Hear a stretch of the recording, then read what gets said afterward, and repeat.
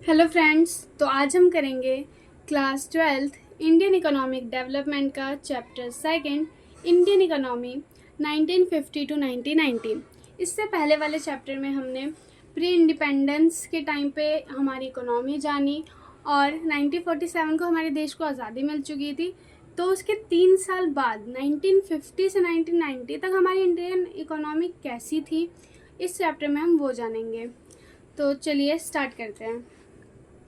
Economic system, an arrangement by which central problems of an economy are solved. Economic system एक ऐसा arrangement है जिसमें किसी भी इकोनॉमी की सेंट्रल प्रॉब्लम्स को सॉल्व करा जाता है।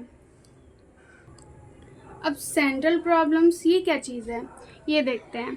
Main central problems of an economy: first, what to produce; second, how to produce; third, for whom to produce. किसी भी चीज़ का अगर हमें प्रोडक्शन करना है तो हमें सबसे पहले ये सोचना होगा कि हमें प्रोड्यूस करना क्या है। Final combination of goods and services, हमें किस तरीके का कॉम्बिनेशन रखना है गुड्स सर्विसेज का, हमें क्या चीज़ें प्रोड्यूस करनी है, पहले हम ये सोचेंगे। दूसरा है how to produce, technique of production. How to produce में ये आता है कि हम कौन सी टेक्निक का यूज़ कर रहे हैं प्रोडक्शन के लिए, लेबर इंटेंसिव टेक्निक का यूज़ कर रहे हैं या फिर capital intensive technique. Labour intensive technique वो होती है जिसमें मोर लेबर एंड लेस कैपिटल होती है, यानी कि लेबर उसमें ज़्यादा होंगे और कैपिटल जो है वो कम होगी। ये इंडिया के लिए वैसे तो बेस्ट माना जाता है क्योंकि यहाँ पर अनएम्प्लॉयड पीपल बहुत ज़्यादा है। तो अगर लोगों को एम्प्लॉयड रखना है तो लेबर इंटेंसिव टेक्निक अगर हम यूज़ करते हैं तो उससे लेबर ज़्यादा आएंगे और जो कैपिटल है वो कम लगेगी। और दूसरा होता है कैपिटल इंटेंसिव टेक्निक जिसमें कि more capital and less labour. अब आज़ादी के 3 साल बाद हमारी इकोनॉमी कैसे चलेगी, गवर्नमेंट को ये सोचना था। तो उनके पास 3 ऑप्शन थे। Types of economic systems: first, capitalist economy, socialist economy और मिक्स्ड इकोनॉमी। कैपिटलिस्ट इकोनॉमी वो होती है जिसमें means of production are owned, controlled and operated by private sector. Capitalist economy में जितना भी प्रोडक्शन होता है वो ओन्ड, कंट्रोल और ऑपरेटेड तीनों के तीनों प्राइवेट सेक्टर ही कर रहे होते हैं। सोशलिस्ट इकोनॉमी होता है जहाँ पे means of production are owned, controlled and operated by government. यहाँ पे जितना भी प्रोडक्शन का काम होता है वो सारा गवर्नमेंट के थ्रू ही होता है। थर्ड होता है mixed economy, both public and private sector are allotted respective roles for solving economic central problems. Mixed economy में कैपिटलिस्ट और सोशलिस्ट इन दोनों का समझ लो मिक्स होता है। कुछ जो प्रोडक्शन है वो गवर्नमेंट करती है और कुछ जो है प्राइवेट सेक्टर करती है, ये दोनों मिलजुल कर काम करते हैं। जो कैपिटलिस्ट इकोनॉमी होती है उसका मेन मोटिव होता है अर्निंग प्रॉफिट्स, ताकि वो प्रॉफिट्स को अर्न कर सके।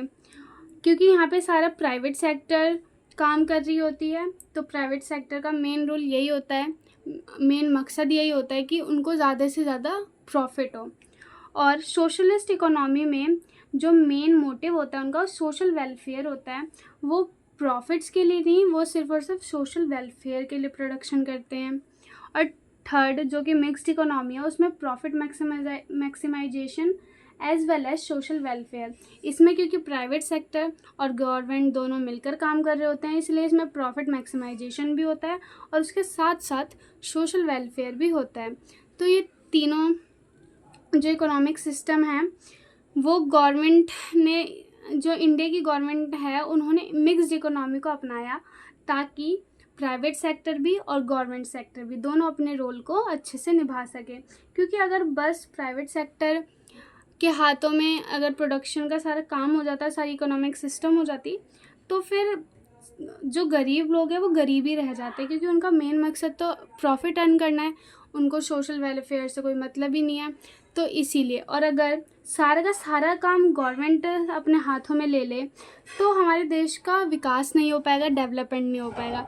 इसीलिए हमारे इंडिया की जो गवर्नमेंट है उन्होंने उस टाइम पे मिक्स्ड इकोनॉमी अपनाई थी। India adopted the mixed economy system. After freedom, leaders of independent India like Jawaharlal Nehru were confused about the economic system to be followed in India. जब हमारे देश को फ्रीडम मिल चुकी थी, तब जो हमारे इंडिपेंडेंट इंडिया यानी कि जब आज़ादी मिल चुकी थी, उस टाइम के जो लीडर्स थे जैसे कि जवाहरलाल नेहरू, तो ये बहुत कंफ्यूज थे कि हमें कौन सी इकोनॉमिक सिस्टम को अपनाना चाहिए इंडिया में, तो इसलिए उन्होंने मिक्स्ड इकोनॉमिक सिस्टम को ही अपनाया.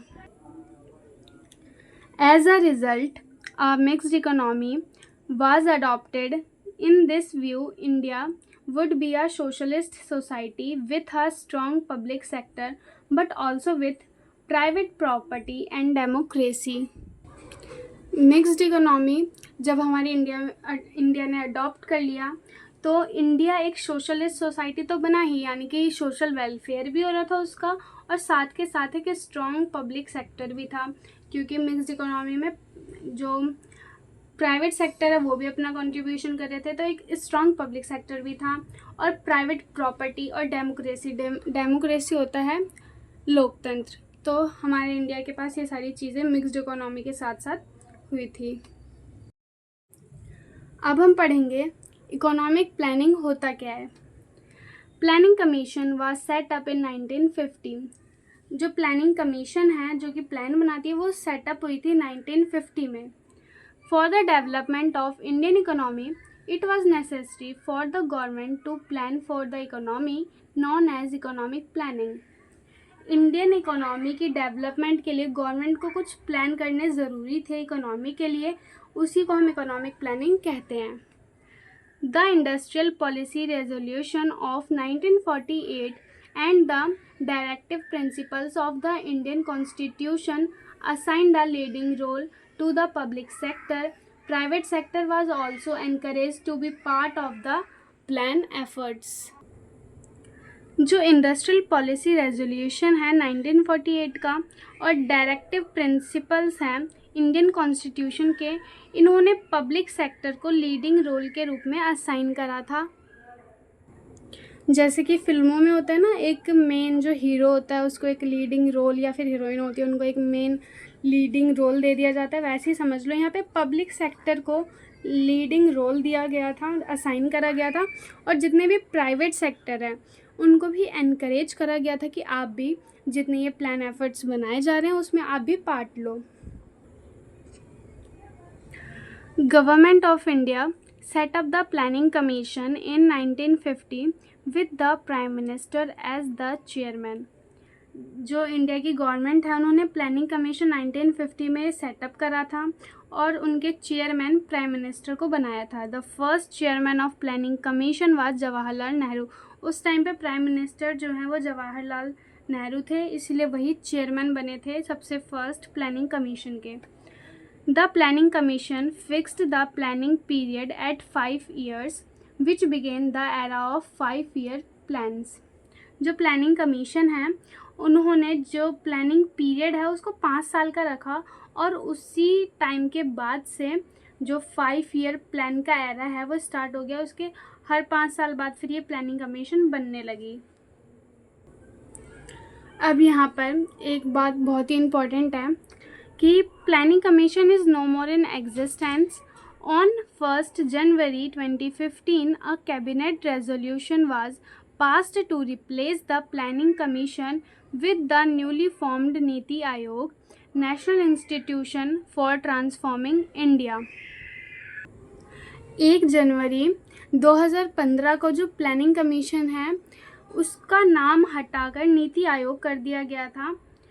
नीति NITI, नीति मतलब national institute for transforming India, इसका नाम बदल दिया गया था. तो प्लानिंग कमीशन अब एग्जिस्टेंस में नहीं रहा था, उसके बाद से उसको नीति आयोग कहने लगे थे.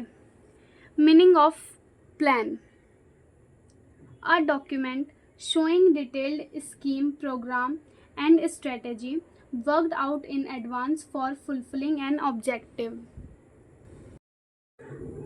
जैसे हम भी कभी कहीं बाहर जाना हो या कुछ भी करना हो तो हम उसके लिए पहले से प्लान बनाते हैं, वैसे जो हमारी इंडिया की गवर्नमेंट है वो भी किसी भी ऑब्जेक्टिव को अगर उनको पूरा करना होता था तो उससे पहले वो प्लान बनाती थी। और वो प्लान ऐसे ही नहीं कि बस बोल के बना दिया, वो पूरा एक डॉक्यूमेंट बनता है जिसमें जो स्कीम है जो हमें बनानी है वो है, उसकी पूरी डिटेल है, प्रोग्राम, स्ट्रेटेजी, वो किस तरीके से होगा, उसमें कितना खर्चा आएगा, ये सारी चीज़ें प्लानिंग में आ जाती है। तो प्लानिंग का मतलब यही होता है।